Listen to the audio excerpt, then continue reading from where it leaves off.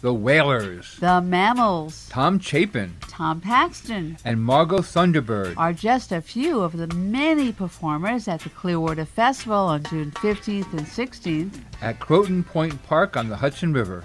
You can get a full weekend pass and support WBAI at the same time with a $95 donation. That's the early bird price that's not available anywhere else but here on WBAI. Call 516-620-3602 or go to www.give2wbai.org and put Clearwater in the search box. See you at the festival. There's a natural mystic flowing through the air. Hi, I'm Laura Flanders of The Laura Flanders Show, which airs Saturdays 6:30 p.m. here on WBAI 99.5 FM and streaming live at WBAI.org.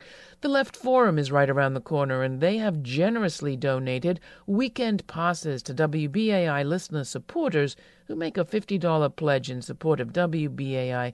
I've had the pleasure of hosting many panels and plenaries at the Left Forum over the years, and I'm doing it again this time. I'll be hosting the Saturday plenary on the 50th anniversary of Stonewall and a session with Chris Hedges and Rick Wolf on Lennon. So come meet me, Laura Flanders, and the others at the 2019 Left Forum and be part of a conversation about radically imagining and building a different future. Make a pledge of $50 today and lock in your free weekend pass to the Left Forum, taking place in Brooklyn, June 28th through June 30th. That's the 28th through the 30th in Brooklyn. Go to give, then the numeral 2, WBAI.org. That's give to WBAI.org and search Left Forum. Thanks for your support, and thanks for listening. See you at the Left Forum. Thanks to you. Thank you for thinking of me. And I thank you. I thank you. Let me say thank you to all you people out there. I want to thank each and every one of you for coming by. And while he's thanking those folks, let me take this opportunity to thank all of you, our listeners and support staff, our contributors, our interns, the volunteers, producers, and the entire crew that works countless hours to bring WBAI into your lives. This is Phil Donahue, and you're listening to WBAI New York, 99.5.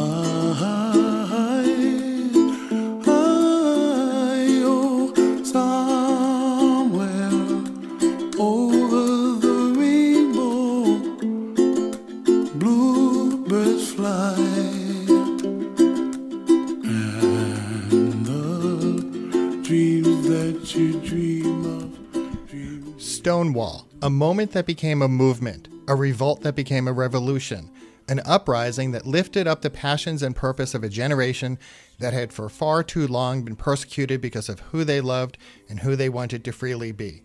Good morning, I'm Jeff Simmons, and welcome to WBAI's special coverage, Pride, Progress, and Politics, 50 Years Since Stonewall. June 28th marks the 50th anniversary of the Stonewall Rebellion, which erupted after a police raid of the Stonewall Inn. As acclaimed author Martin Duberman wrote in his pioneering account, Stonewall has become synonymous over the years with gay resistance to oppression. Today, the word resonates with images of insurgency and self-realization and occupies a central place in the iconography of lesbian and gay awareness. The 1969 riots are now generally taken to mark the birth of the modern gay and lesbian political movement. That moment in time when gays and lesbians recognized all at once their mistreatment and their solidarity. As such, Stonewall has become an empowering symbol of global proportions. So today, at the start of World Pride Month here in New York City and across the world, we'll explore the impact of Stonewall, how that first brick that was tossed outside the Stonewall bar cemented a movement for lesbian, gay, bisexual, transgender, queer, questioning, intersex, and asexual rights, and how it has shaped laws, motivated people to run for office, and influenced popular culture. In the 50 years since Stonewall, we can consider the significant victories that have been achieved in the pursuit of equality, but we also have to consider the setbacks along with the strides. The fact that violence and incidents of hate, even here in New York City where a pride flag was burned in Harlem on the cusp of this celebratory month, still pervade our society. We are at a point in our nation's history where many of us, me included, are grateful for the advocates and the leaders who stood up and spoke out to yield us more rights and greater tolerance. But some of those rights are now under threat and under attack by a presidential administration where words and actions don't always seem to matter, but to us they do. And often, those words and actions have been harmful. So over the next 4 hours, I'll bring you conversations with some of the leaders who've been determined to end oppression, who have organized, who've challenged long-standing discriminatory practices. And stay with WBAI all afternoon because at 3 o'clock, the folks from Radio Gag, Gays Against Guns, continue our coverage. And then at 4:30, you'll be treated to further coverage from the team at Out FM. Now, I should note that today is the last day of our spring fundraising drive, so we also have a particularly noteworthy opportunity for you to discover more about Stonewall. If you give $50 today by calling 516-620-3602 or pledging online at give2, that's the number 2, WBAI.org, or even texting WBAI to 11444, you can receive a CD from Pacifica Radio Archives, Remembering Stonewall, a radio documentary on the birth of a movement narrated by Michael Shirker and produced by David Isay. This program uses views of the participants, examines the gay life both before and after the event, and its impact upon gay politics and history in the country. And you'll hear from such participants as Deputy Police Inspector Seymour Pine, Sylvia Rivera, as well as a number of others, including Jim Farrat, founder of the Gay Liberation Front. So if you, our listeners, enjoy WBAI and are committed to even more commercial-free, listener-supported, non-corporate radio, and you want to share the story of Stonewall with others, please give a call today at 516-620-3602. Again, that's 516-620-3602. And I thank you in advance. So now we're going to go on to our first guest. First elected to the New York State Senate in 1998 and representing New York's 29th Senate District, he became the Senate's first openly gay and first openly HIV-positive member. This I am speaking of Tom Duane. Tom served 7 years in the New York City Council before moving over to the state Senate, and Senator Duane was the ranking member of the Senate Committee on Health.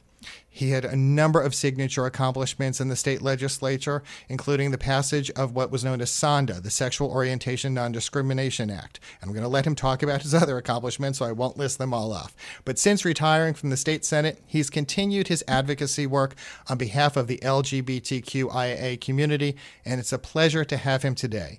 Welcome to WBAI, Tom. Thank you very much, Jeff. It's a pleasure to be with you, and happy Pride Month. Happy Pride Month to you as well. So, as we're looking at the anniversary of Stonewall that's coming up, what are some of your thoughts and reflections?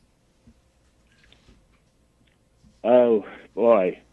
I know it's a broad question, but I want to give you the opportunity to tell me what you're thinking about this month as you think of 50 years since Stonewall.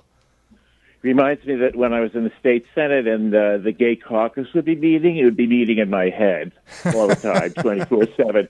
And sometimes it disagreed with itself. What have I been thinking about? Well, one of the things that I have maybe been speaking a little bit out more on now is that it was in 1989, so it's another anniversary, was when the New York State Court of Appeals, excuse me, I have allergies. I feel your pain on this day. Sorry. I'm happy to be alive to have them, but give me one moment.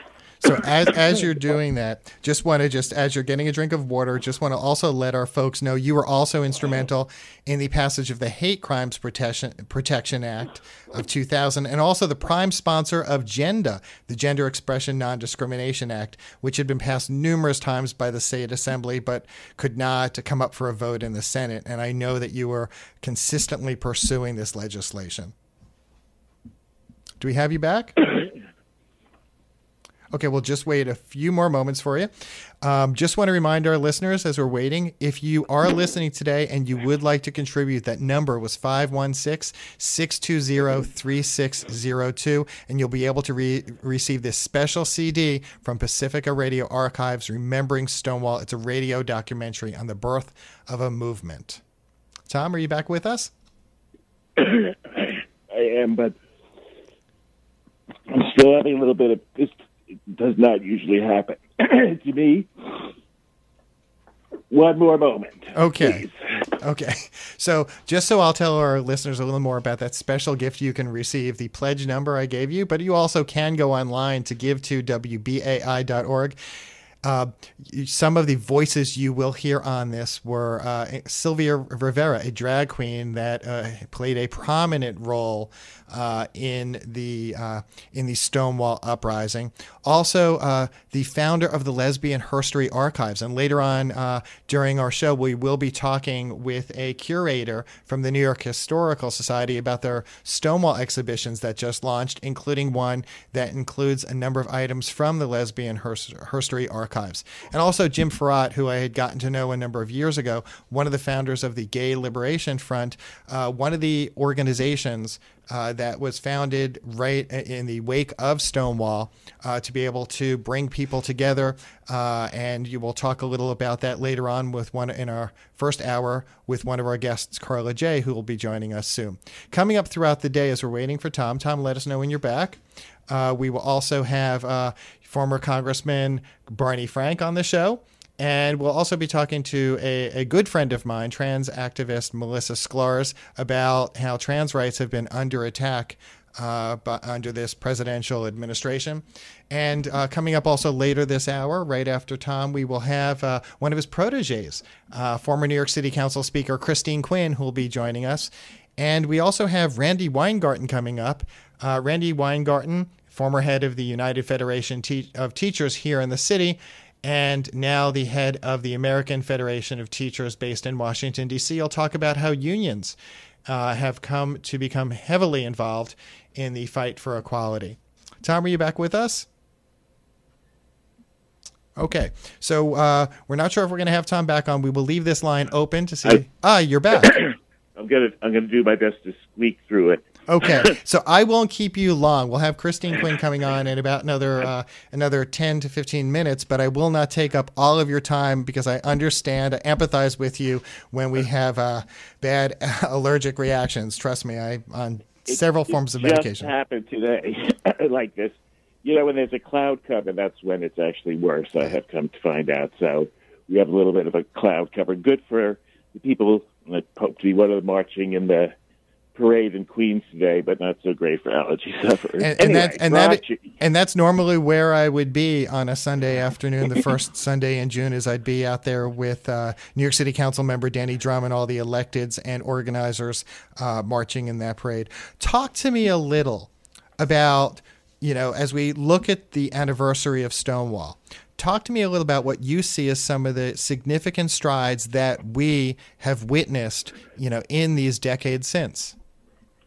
Well, in New York State, I do think that Brashi made an enormous difference because it was the first time that people who were referred to that as non-traditional family members were able to succeed to rent protected apartments, rent regulated apartments. And, of course, it became a crucial issue because of the AIDS crisis. And if someone's name was not on the lease, their partner died, the survivor would have no right to the apartment at all. And so not only would they lose their apartments and be evicted, but the family member of the survivor could come in and take everything out of the apartment. So it was a very, very tough time. And people didn't think it was possible that our families would be recognized in any way. But we were. And it was amazing. And that was the basis for the first cases of the non-biological parent in a same-sex a couple having a child, that the non-birth mother could have the same parental rights as their partner who had given birth. And then just case law moved on from there. But the beginning of recognizing our families in that way in New York State is very, very important. You know, Peter Staley had once written, there's a Tom Duane lurking deep down in all of us, waiting to be heard. Given in your career, what did you want people to hear from you? Oh, boy. Well, I wanted to demand equal rights on every level for all queer people, LGBTQ, IA positive. Now it's plus, but it was also HIV positive people. I wanted people to know that you could be living with HIV and live a life just like everybody else was living their lives. And I really wanted fairness and equality for everyone. And I was very angry that that was not the case, and that's kind of what gave me my fighting spirit. So, thinking of the fighting spirit, I'm going back to that definitive moment of Stonewall and reflecting on the challenging relations between the NYPD and the gay community. How, in your view, have these relations changed? Do you feel that the police, particularly in New York City, and the gay community have fostered a good relationship now, a strong relationship, or do you still see fractures? Oh boy, just go right to the most difficult issue of all. Absolutely 1,000%, the relationship is very much improved. There used to be no relationship except for a very hostile relationship. And now there is a relationship for a whole host of reasons. You know, the police departments, like any sort of military-ish organization, is slow to change. But openly gay people started to interact with the police department, and gay people started to come out in the police department. And all of those things came together to make a big difference. I had been on the board of the New York City Anti-Violence Project and involved with them pretty much since its inception. And there has been at various times very good communication. Sometimes there have been problems as well, but there used to be no relationship at all. So while it could be better, it's so much better. There's more progress needs to be made, and it's better. So I think that most police officers kind of want to do the right thing. They want to, help protect us from the bad guy, etc. But like politicians or nurses or, subway train conductors, most are good and some are not so good. And that's the case with the New York City Police Department. But my experience is most of them really do want to help people. But, institutionally, it doesn't always make. Are you still there, Tom? Yes, I'm just, I'm sorry, Jeff, I'm just coughing again for a moment. We've all been there. At least here I have Sean's able to lower the volume on me if I have to sneeze or cough. Well, but, of course I'm Irish Catholic, so I think this is my fault, so I keep saying sorry in a very Al-Anon kind of way. It's not my fault. So I remember many years ago, I was one of the members of the Chelsea Gay Association when it first began, and we used to have rap session with police officers, And I will tell you that I thought that any time, Saturday mornings at 8, so this time wasn't so bad with you.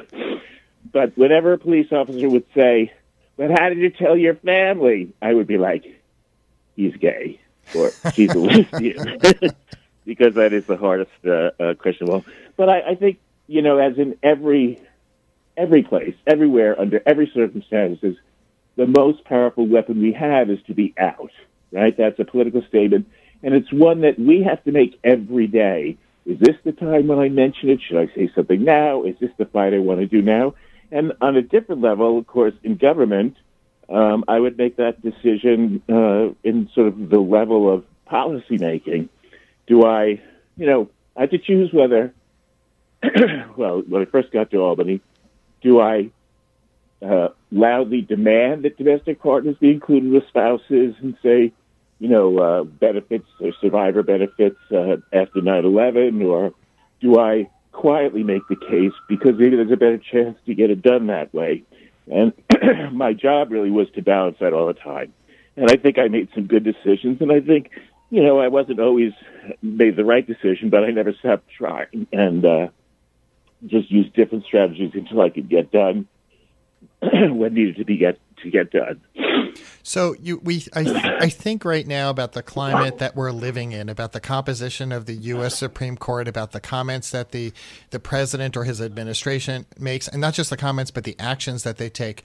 What world are we living in right now in this country when it comes to the LGBTQIA positive communities feeling safe and secure? Where do you feel we stand given this administration? We must not in any way, shape, or form be complacent. We have to hang on to our militancy because everything could go away.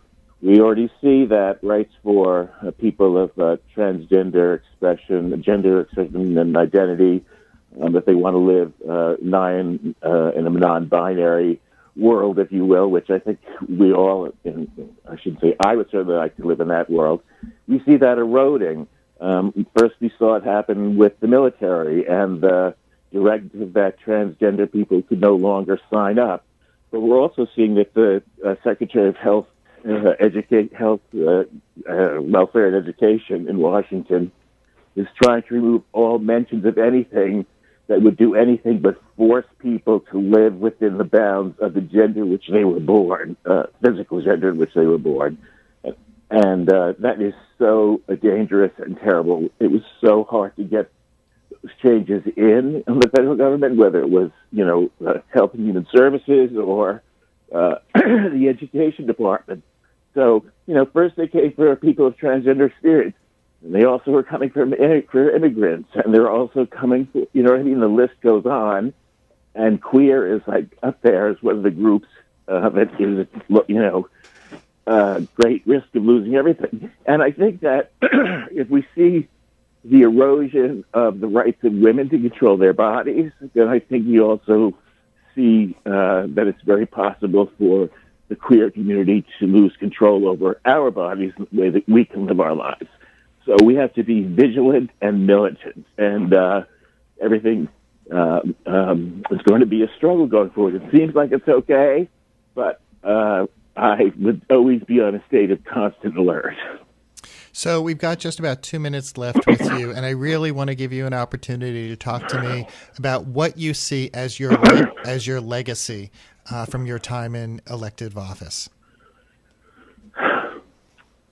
Boy, that's all going to be in the book that I haven't written. Not. So what would be actually the book you haven't written? If you do write this book, what will the title be? Oh, Citizen Duane. Very nice. And my friend James Lacine gave me that title, so I have to write a book just so I can use that title. Well, certainly I'm very proud of Brashi, but, when I was in college, I went to a very conservative college, Lehigh University in Bethlehem, Pennsylvania. I started a gay organization there. It was not particularly welcome. It wasn't recognized by the university. There were only 6 of us who were members, but it was already kind of a rabble-rouser, I guess. And but the world has completely changed. Now if you're not, gay or lesbian, then you're trans. It's all he, him and they, them, theirs. It's unbelievable. And now they sort of like me again. So that's changed a lot. But just, starting something gay there, even though it was very difficult to keep it going and it ended when I left, there were certainly students there who knew that it was possible to be out. And then, there was my work both in and out of the LGBT community and the greater community with activism. But if there were milestones, I would say Braschi was one. Then, of course, the city council getting Mayor Giuliani to provide domestic partner benefits, complete, total, equal domestic partner benefits, equal to spouses. And also the creation of the Division of AIDS Services, now called Housing and I can't remember the services for people with AIDS, I guess.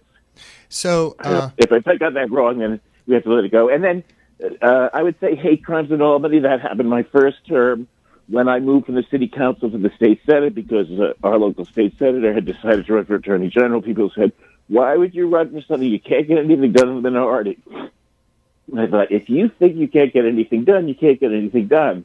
And even though my name wasn't on the bill, hate crimes got passed in my first session there. Some that got passed in my second session, although I was unhappy with some. I was happy generally that it passed, but I was very upset that gender identity expression was not included.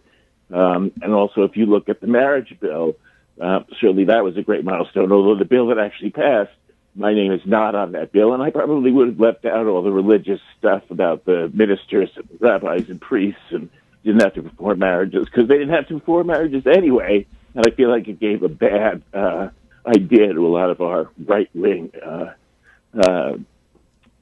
groups around the country.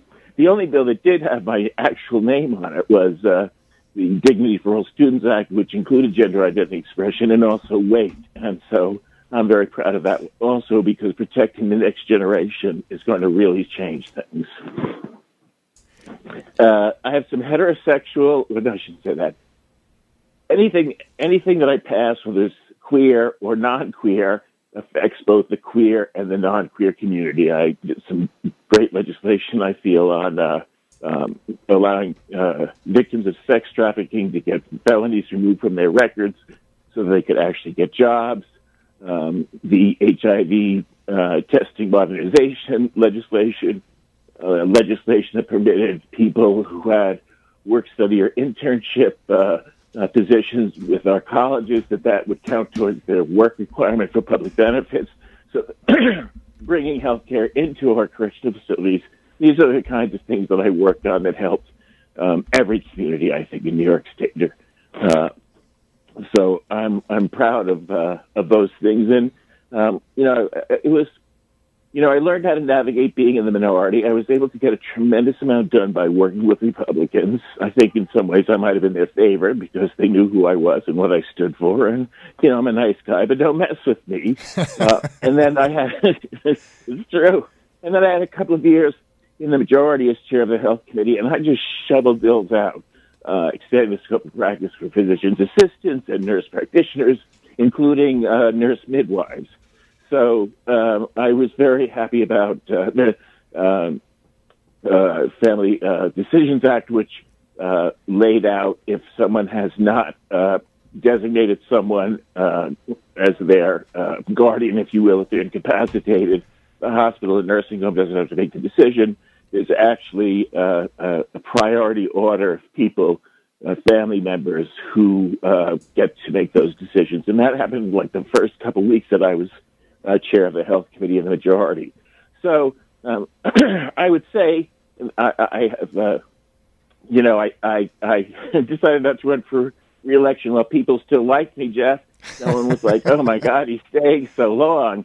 They were a little sorry to see me go. But when you retired, when you announced your retirement, I'd read this quote in the New York Times. You said that you're going to fight for people in your own small way and try to make the world a better place. You're never going to stop doing that. So tell our listeners what you're up to now besides, working on your book, Citizen Duane. Well, I am also donating all of my archives, as has Danny Drum, the council member from Queens, I'm donating all of my archives, which go back to college and all the way through my time, my entire life. I'm donating all of those archives, which I have saved to LaGuardia College. So if anyone wants to help me with a little clutter situation, I am very happy to take the help. I'm teaching a course at Baruch. This past semester, I taught students who want to go into public service. I did that last semester, but I've also taught business students who are taking a government course as an elective, and I love that also because I wanted them to see how government impacted every part of their lives. I actually wanted to be a teacher when I left college, but New York City was laying teachers off. And while I got to do some teaching, I taught in a New York City public high school once a week when I was in office in the Senate. I'm now doing it to undergraduates, but I may go back and volunteer to do some teaching in high schools also because I love doing that. I'm going to try to catch the Queen's March/parade today when I finish chatting with you. And, the epidemic of violence against particularly trans women and particularly trans women of color is just, an absolute horror. And everyone in our community should be fighting really hard against that. I went to a rally last weekend about this, but I think that even more queer people, non-transgender queer people, cisgender people need to go out there and fight alongside our sisters and brothers in the trans community, because that is where, right now, the attack is the greatest. Listen, showing up at a demonstration is a political act, so do it. It's like the next step from just being out about who you are. That's the first big political step. But the next step is to stand shoulder to shoulder with other people who are at great risk of having even deeper oppression foisted upon them. And you know what? Queer people should run for office because there is no substitute for a seat at the table, definitely for public office, but also for party offices and party seats. People should join their community boards. People should just get active because just being there makes a tremendous amount of difference. And the gold mine, if there's two, then when both people start talking about queer issues, suddenly other people join in, and you don't have to be the only one talking about it all the time. So get out there and run everybody for office. You know how important that is, Jeff. It makes all the difference. No, and in fact, one of the eye-opening moments for me in the last few weeks as we closed was the news conference that several organizations and electeds had, just noting that I believe all or most of the current LGBT members of the New York City Council are term limited out. So they were just talking about the need for more LGBTQIA positive candidates to run for the 2021 elections. Absolutely. And when you look at our community, even when I looked at the people standing on the steps of that press conference, we are everywhere. We are part of every community. We're incredibly diverse. Openly queer people have been elected in every borough in New York City, including Staten Island. It's always possible to win these elections, but even if you don't win, and you shouldn't run if you have no chance at all and you can't raise money and people don't like you, I would suggest not running then. But if you have a chance, even if you lose, it's a winner because people get to know us better, and that changes everything. Even if I looked at referendums that happen around the country, we would lose on, rights.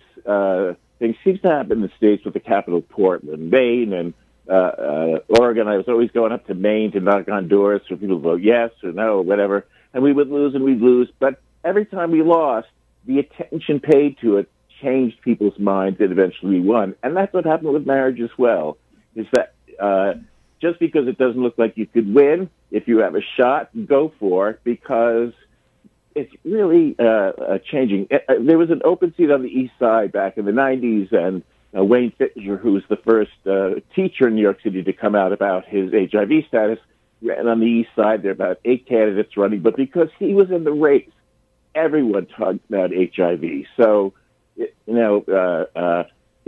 you are someone who has any credentials in your community, in the queer and non-queer community, I would talk to other people and just start planning on a campaign or working on someone else's campaign. It will, I say that when I'm being nice, I'll say elected official, since I say politicians have been punitive, but no matter what you say, then go work for people who are our best allies or who are actually members of our community. Former Senator Tom Duane, thank you so much for joining me today. I know you've got to get out to Queens right now. About another 25 minutes, that parade starts. I need to talk to you another time, and I'm not choking from allergies, but all of us allergy sufferers today, we're in solidarity. Queer and non-queer allergy sufferers unite. Tom, thank you so much. Feel better. And happy Pride. You too, and I'll see you this month lots of times. I'm sure. Thank you. Okay. Take care. So the LGBT movement didn't begin with Stonewall, but it erupted into the public spotlight amid several days of protests and fostered a newfound resistance and new organizations where people were coming together, wielding a new power and a purpose. Protests were not new to Karla Jay Berlin. She participated in the 1968 student protests on Columbia's campus, and then the following year, when I believe she was 22, the Stonewall uprising and riots erupted. Berlin joined the Gay Liberation Front and in 1970 became the first woman chair of the organization. And that same year, she helped to produce New York City's first ever Pride Parade and participated in the Pride Parade in Los Angeles. And towards the end of the decade, Karla Jay Berlin became professionally known as Karla Jay, and she is a pioneer in the field of lesbian and gay studies and a noted author. Karla Jay, welcome to WBAI. Oh, thank you so much. I actually changed my name in 1969 during the women's movement. I've got to get my facts right. It's so funny to hear this name, which trans people call the name they were born with their dead name. And I sort of feel that way about the name I was born with, and so long ago since I actually heard it. But I want to say it is so wonderful to be on BAI because it was on this station that I first heard about the Stonewall Uprising. Really? So it is so fitting to be here with you today because I was listening to WBAI. I did not have a television in 1969, and Charles Pitt, I'm fairly certain, came on the radio and told me and all the listeners about a police raid in the village at the Stonewall Inn. And what were your earliest recollections from that moment about, like what did you do next when you heard about this? What did what went through your mind? Well, the idea of a raid, of course, was something everybody who was LGBT back then could identify with. We all lived in fear of raids. They were not uncommon, especially during election years when the city was determined to clean up things like vice, prostitution, gambling, and we were undesirables. And we all knew somehow what to do. We were all told that when the lights flashed in the bar, if you were dancing, separate from your partner, wear the correct clothing to the bar. We all knew about bar raids, and we all feared them. So when I heard about the Stonewall raid, I was just, I had a lot of, my heart started to pound because I had a lot of emotions about escaping from these raids and fear that one day I too would be swept up in such a raid, and but I had no other place to go. We only had one lesbian bar in New York, and we were grateful to have a lesbian bar. So that's why people went to these places. They were not lovely. The Stonewall was a private club, and unlike the bar I went to, you had to get a little card to go in. But there were dangers that were inherent in going to these bars. So I felt a lot of sympathy. I didn't know what to make of it. I thought it was really remarkable that people resisted. I knew the 4th of July was coming. It was the end of June. I wondered whether people were going to go off to Fire Island for the 4th of July, and nothing would ever happen out of this. There had been many bar raids. There had been resistance to bar raids in California. The trans people had resisted, at the Compton Cafeteria in San Francisco, at Barney's Beanery in Los Angeles. So this was not the first resistance either. The difference really now was the fact that people like myself organized afterwards and formed the Gay Liberation Front and said, no, now we've had enough. We've had enough of these raids. We can no longer live like this, and we are going to do something so that no one ever has to have this terrible fear again, and that we can dance in peace, that we can dress the way we want, and we can congregate and live the way we want. That's what was different about the Stonewall uprising, was the aftermath. And the Gay Liberation Front had had a broad platform, if I recall. Yes, we were a front, which was named after the Vietnamese Liberation Front, and there were these kind of broad fronts that encompassed many different kinds of people, and we had people who had many different ideas of what to do, and we had an Aquarian cell that wanted a cultural revolution, and that group formed dances and other kinds of social events.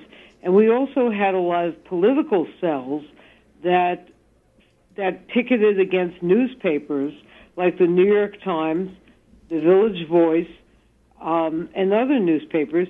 It's surprising today, I think, for people to hear that in 1969, no newspaper would print the word gay. It was considered a dirty word, and it could not be said.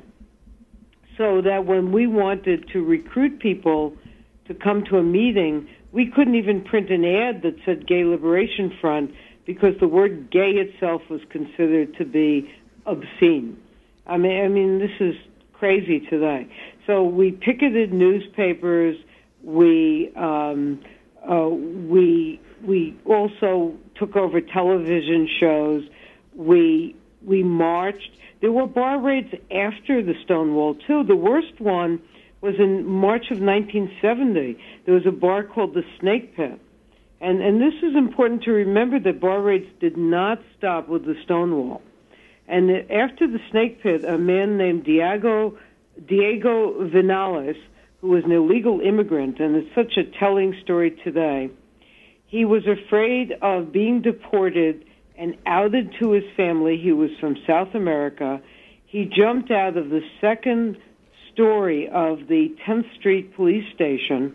He jumped out of the window and landed on a spiked iron fence, and he landed on those spikes, and the fire department had to come, blowtorch the fence in half, and take him with the spike still in his stomach to St. Vincent's Hospital. And that even wasn't the end of the raids. In August of 1970, the Gay Liberation Front came upon another bar raid in the village, and a riot started in the streets of the village in August of 1970. So these went on for a long time. But the fact that we said that we had had enough, that we organized huge groups outside the police precincts after the Snake Pit raid, that we marched a year later after the Stonewall. In fact, we marched a month later after the Stonewall uprisings. That's what stopped the bar raids, and that's what started to change the culture. So talk to me a little about the evolution of the movement to become more inclusive over time, because in the beginning, there had been concerns about equal representation of men and women, concerns that women's issues or women were not being included as much. Talk to me about that evolution over in the initial stage and then over the coming decades. I think that's an interesting question, because if you look at coverage today, you would not believe how active lesbians were at the time of Stonewall. If you look at the print coverage and videos, you would believe that at the time of Stonewall, that action was primarily by our trans sisters, and also by gay men. But lesbians were extremely active. And in the Gay Liberation Front, in the late fall, we decided that in order to have more equal activity, we would pick a leader out of a hat. And the person whose name was picked would be the chair for a month. And my name was the second name pulled out of that hat. And so I became the first woman chair of the Gay Liberation Front in January of 1970. We'd gone to that system in December. But the women were quite dissatisfied with the male dominance of the group. And we started to form our own activities that winter. We had our own dance in April of 1970, for which we almost died. It's important to recognize that really the first martyrs of the post-Stonewall uprising were actually lesbians. The first person who was killed after the Stonewall uprising was Lydia French, who was shot in her back in her apartment in August of 1970. Does anyone remember this? No. She was a member of the Gay Liberation Front. We, in April of 1970, had a dance at the end of which the mafia, which was not an equal opportunity employer, they came to the cleanup and they started to beat up the women who had organized the dance, and they had guns in their belts. We were saved only because I escaped out the back door, had the number of Flo Kennedy, who was an African-American lesbian and was our lawyer. I had her number inked on her hand. She called the police and the press, and they came and they rescued us. The goons ran off, but they were killing us up there because we wanted to have a dance. And that didn't stop us. We took on the women's movement with the Lavender Menace Action. We formed consciousness-raising groups. The lesbians were extremely active and vocal. But we feel that we've been somewhat erased by history. We eventually formed a group called Radical Lesbians in the spring of 1970. So, Karla, we've just got about a minute or two left before our next guest calls in. Final thoughts on the legacy of Stonewall. I'm only giving you, I know it's broader than, you'll be able to say in 3 minutes, but what goes through your mind when you talk about how Stonewall has changed our society? Everything has changed in our society because when we walked up 6th Avenue, up Hollywood Boulevard, and up Market Street. Those were the first 3 marches. And we said to the people on the sidelines, we said, join us, join us. The people of the world did join us. And because of that, the world has changed in every conceivable way. Because we said, we will never go straight until you go gay, the world in every way that you can think of has gone gay. And that, I think, is our greatest achievement. Karla Jay, thank you so much for joining me, Jeff Simmons, here on WBAI, and also your comments about how you learned about Stonewall from WBAI. And thank you BAI for being here all these years for informing our community, and I hope listeners will continue to support you. Thank you, and have a wonderful Pride. Okay, great. Bye-bye. So, if you've ever participated in a march or parade in New York City, you have witnessed the significant presence that unions have. And locally in New York City, I'd always noted the strong presence of the United Federation of Teachers at this month's Pride March. The former leader of the United Federation of Teachers was Randi Weingarten, who now leads the national union, the American Federation of Teachers. And it was actually at an Empire State Pride Agenda dinner in 2007 when she came out publicly saying that if she was going to move an agenda for tolerance, respect, and equality, then she needed to, quote, walk my own walk. She now joins us on WBAI. Welcome, Randi. Hey, Jeff, how are you? I'm doing fine. Thank you. So you are the first openly gay person to lead a national labor union. What did it mean for you to serve in this role? Well, it's a lot of responsibility, and that was part of what weighed on me so much. I mean, in New York, I used to be somewhat delusional that everybody knew, and I didn't have to say anything because the people who knew, and that was enough. And that I would say, because I've been gay since, I've understood that I was gay in the middle of the 70s. So I just said, as long as I'm not going to be blackmailed, which I would not let myself do, I would not be closeted in that way, that, I didn't have to actually utter the words, I am a lesbian. And I thought about what it meant to be on the national stage with that, and that it would not be fair, not only to the LGBTQ community within the teaching ranks, but it wouldn't be fair to kids. It wouldn't be fair to anyone where you're talking about your own authenticity and your hiding. And you're talking about, trying to create responsibility and fighting for rights, and you're hiding. So, like Alan Van Cattell was the then leader of Empire Pride, and he had actually seen me do this at the synagogue, which I was a member of a long time ago at CBSP. And so in June, when I was their gay pride speaker, I basically said I was not going to be a second-class citizen in my own union, and that I would not let my own union during that period of time take the easy route and basically not even have a motion on the floor in Albany, which was our state union, to fight the then President Bush's attempt to rewrite the Constitution to ban gay marriage. And that actually was the first time. And I found it quite remarkable, Jeff, that after Empire Pride, there was a bunch of articles, you know the way the New York Post works and whatever. And it was kind of a weird feeling the next morning, but afterwards it was so freeing and so amazing. And the piece that I remember most, more than anything else, in that period of that 6-month period of time, was at the synagogue.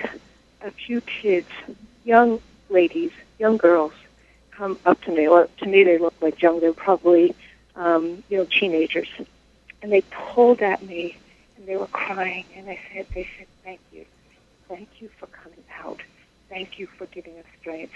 And what you realize is that powerful people have to actually not only walk their walk for their own freedom, but it hugely helps anyone who is vulnerable. And that's what unions are, and that was my own process, and I felt really good about it. And I just wonder, I'm sad that I didn't do it earlier. So you mentioned the youth that had come up to you, and I'm curious about how teaching about LGBT issues has changed over time. Are students across the country learning about LGBT history, and does there need to be more done? Well, in some places, yes, in some places, no. And this is part of the reason why the fixation on testing was so counterproductive. Well-being is the most important thing we can do in schools right now for our kids. Giving them a safe and welcoming environment and a climate in which they can learn, and in which inquiry and excitement about learning is first and foremost. And so all the fixation on testing and data and the penalties for that kind of retarded that for a long time. And part of what got lost was, except if it was, February and it was Black History Month, or March and it was Women's History Month, or if it was Martin Luther King's birthday, a lot of history and about civil rights and cultural and the history of gay rights, the history of labor rights, the history of women's rights, all of which, the democracy, all of which got put to the sidelines for the fixation on math and English testing.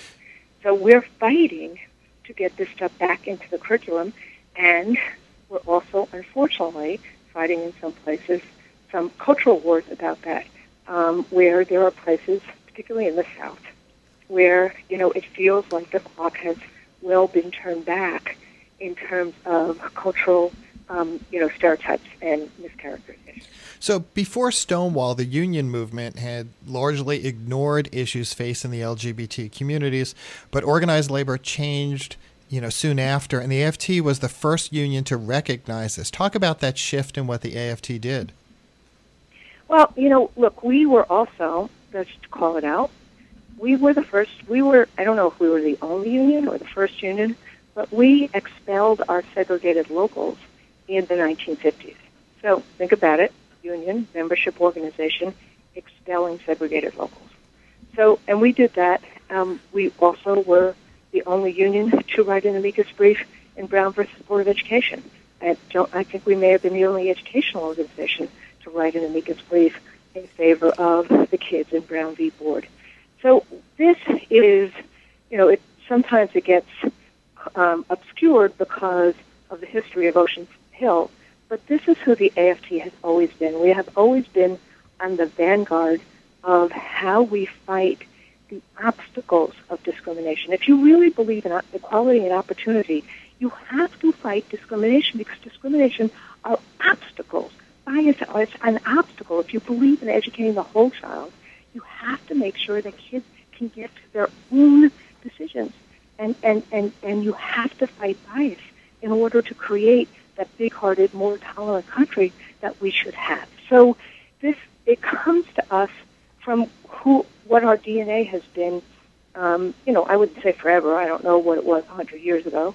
But certainly in the modern era, that's who we are. And just this week, just last month, I guess it was this month, last month, May. Just last month in our executive council, we passed a very extensive anti-Muslim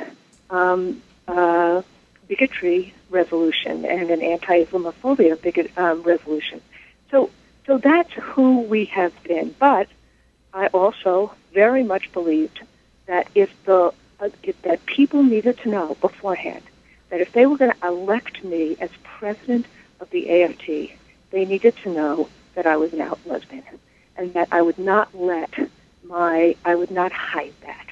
And so, we've done a whole bunch of stuff in terms of, we have this website called Share My Lesson. We do a whole bunch of lessons about tolerance, lessons about history. We'll do lessons, in this month about pride and about Stonewall and things like that. So we've got just about a minute and a half left, and I know that the AFT and the UFT have been heavily involved in fighting discrimination and also pushing for marriage equality. You got married last year, a right that we didn't have for some time. So what did that moment mean to you in our final minute? So first off, I had, I like so many others, kept on poo-pooing marriage, and I have no idea now, as I'm 61 years old, whether I poo-pooed it because I didn't have the right or poo-pooed it because I poo-pooed it and because, whatever.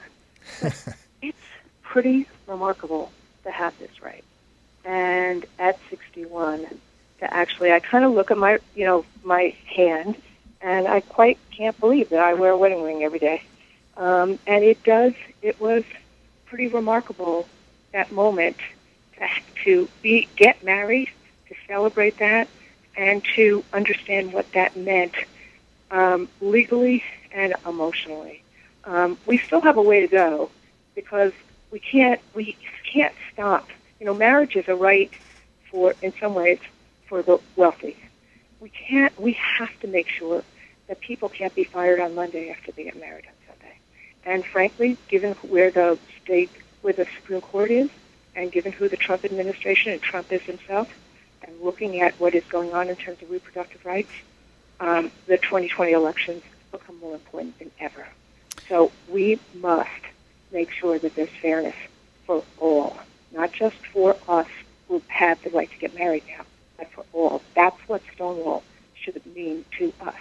It should be what the suffragist movement is, the anti-slavery movement is. It should be, we should believe that all of us are in it to create diversity, equality, tolerance, opportunity, justice for all. Randi Weingarten, thank you so much for joining me. Jeff Simmons here on WBAI. So We'll be right back in just a few moments with Pride, Progress, and Politics, 50 Years Since Stonewall. You're listening to WBAI 99.5 FM.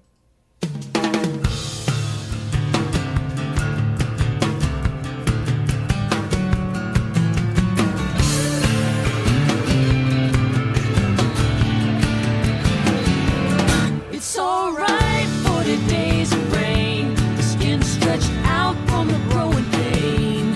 It'd be nice to have an explanation, but it's alright. And it's alright if you hate that way. Hate me 'cause I'm different, hate me 'cause I'm gay. Truth of the matter come around one day. It's alright.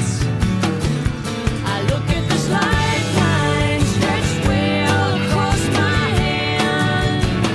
I look at the burned out empty like a plague across the land. And for everything I learned there, I don't understand. That's why I'm still on the search with a strong church. I'm doing the best that I can, and it's alright.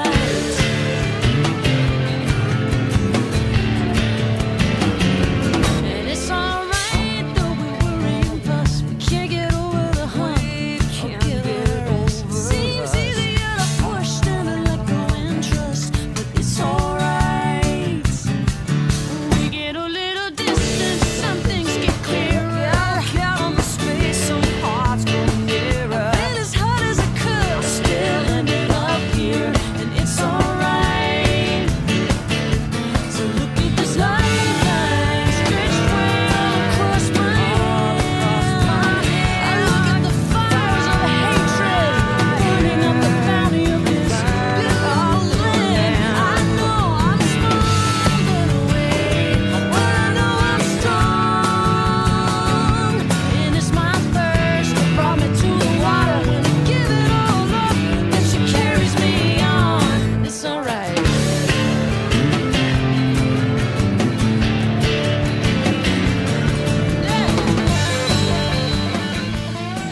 Welcome back. You're listening to WBAI 99.5 FM. I'm Jeff Simmons, and this is WBAI's special coverage, Pride, Progress, and Politics, 50 Years Since Stonewall.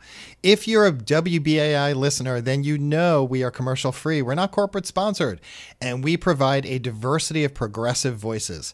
Today is our final day of our spring fundraising effort, so I encourage you to show your support if BAI means something to you.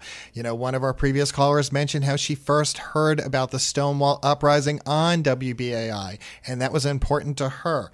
So if BAI means something to you, please give us a call today and pledge at 516-620-3602, or go online to give2, that is the number 2, give2wbai.org. You could even text if you're on your smartphone. Text WBAI to 41444. So I'm an avid reader. I soak up all types of books, and I enjoy reading about former presidents and their legacies and business books, but I also read about gay history. And I'm reading actually one now by Victoria No called Fag Hags, Divas, and Moms about the straight women allies in the AIDS community.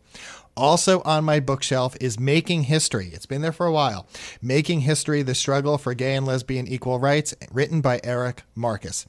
Eric is also the author of a number of other books, including Making Gay History, The Half-Century Fight for Lesbian and Gay Equal Rights.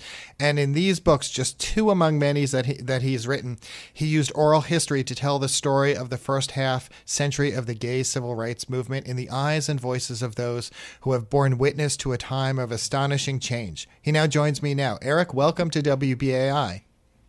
Thanks, Jeff. And I don't know if you know, because I just learned this recently as we were doing our research for the Making Gay History podcast. WBAI used to have a show in the late 60s prior to Stonewall called The New Symposium. And we've been using we'll be using some of the audio in our upcoming season, and I was astonished by the discussions and who the people were on the show. One of the shows we use a clip from was a show on cruising in 1968, I believe. Well, BAI is always ahead of the pack. Yes. So we talk about Stonewall as a defining moment in the gay rights movement, but it didn't start there. When you researched and wrote Making History, you looked at a much broader timeline from 1945 to 1990. Why 1945? Well, I chose 1945 because there was, during the war, so many young people moved to the big cities. Either they were drafted or they entered the military or they went to work in factories.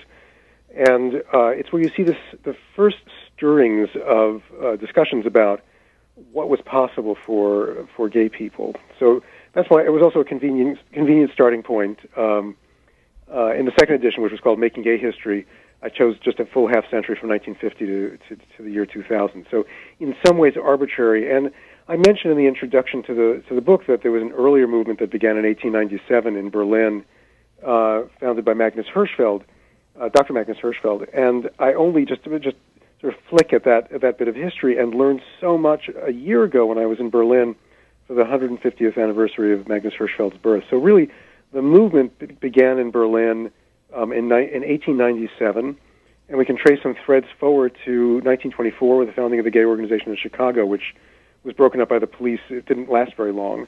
And from there to 1950 and Harry Hay and the founding of the Mattachine Society in Chicago, the first of the gay rights groups that survived in the U.S. And I was astonished to see that the threads of our movement really do go all the way back to 1897. So it's a much older movement than we often think. So take us briefly through why Stonewall became such a seminal moment. What led up to this that, created what I, would call the perfect storm? Well, so many factors went into why Stonewall became Stonewall. Small S versus big S Stonewall.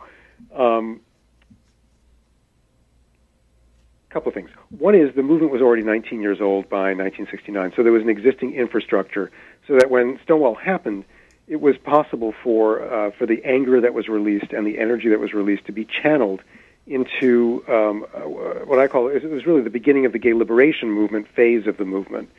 Prior to Stonewall, the movement was called the homophile movement, and the word homophile was chosen as a rejection of the word homosexual, and then the word gay was chosen as a rejection of the word homophile.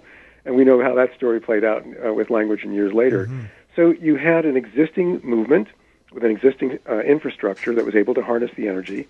You had a period in American history where there had been lots of activism in the women's movement, the Black Civil Rights movement, the anti-war movement, many conflicts with the police. So confronting the police was not unusual at all during that era. What was unusual was that you had street kids and young people who were gay and often people who would now be described as gender nonconforming or would identify themselves as gender nonconforming, challenging the police in a way that that people couldn't imagine, because fags rising up against the police, chasing the police in the streets of New York, it's a little embarrassing for the police. So there were all those factors that were involved, and then the people who organized in the aftermath, including people like Craig Rodwell, and Frank Kameny and Barbara Giddings and Kayla Husen, who'd had years of experience in the movement. They, especially Craig, were involved in organizing the first Pride March in 1970 in New York, and also they called around and suggested to other organizations around the country that they hold marches to mark that first anniversary as well. And in a way, there were marches in Chicago, LA, and New York that first year, and they. And I may have that wrong. It may have been San Francisco as well. They branded Stonewall. They said, hold a protest march in New York that was called the Christopher Street Liberation Day March, and do it every year thereafter. So Stonewall came to symbolize something much bigger than it was. But there were other things that happened right after Stonewall, or not long after. Like there was a raid of a bar called the Snake Pit. Where 167 men were arrested. The raid was organized by the same Inspector Seymour Pine, who led the raid on the Stonewall. When all these 167 men were taken to the Charles Street police station in the Greenwich Village, one of the young men jumped out of the second floor window. He was named Diego Vinales. He was an immigrant from Argentina, and he was impaled on the fence. Cut out of the fence. The fence was cut around him. He was taken to St. Vincent's Hospital and survived. But there was a quickly organized protest march right after that, and that's when Morty Manford and Vito Russo, who became major figures in the movement in the early 70s, first got involved. So it wasn't just Stonewall. So when you researched the book, you did quite a few interviews over several years. How did you choose your subjects? Sometimes the subject chose me. So I did my initial research. I developed a timeline because no such thing existed when I was doing my book in the late 1980s. I came across names of people who I thought would be interesting. Many of the names from the early period of the movement were pseudonyms because it was too dangerous to use your real name. You could lose your job. You could be evicted from your home. You could lose your family. So it was very challenging. I wrote lots of letters and made many phone calls. And I mapped out the history that I wanted to cover. Each story had to move the history forward. I wanted a range of people in terms of gender, ethnicity, and race. And everyone I interviewed had to be able to tell a good story because it was an oral history, a printed oral history. And so that was critical, that people could tell a story. It's a little less critical in doing the podcast because I don't need nearly as much material. So I'll just give you one example of how I came across one person. I wanted to interview somebody in Denver from the 1950s who was involved in the movement then because I knew there was a convention of the Mattachine Society in Denver in the late 1950s. So I called my friends who owned the gay bookshop in Denver, who I'd interviewed for my first book, The Male Couples Guide, and said, do you know a guy named Elver Barker, who I knew had been involved in the Mattachine Society? And they said, yes. So they gave me Elver's number. I called Elver. He said he'd be happy to be interviewed. He said, but there's also someone else you should talk to, a man named Wendell Sayers. I haven't talked to him in years. He was briefly involved in the movement, African-American man. He was in his 80s by the time I interviewed him. And his story went all the way back to 1920 when he was sent to the Mayo Clinic to be diagnosed as a homosexual.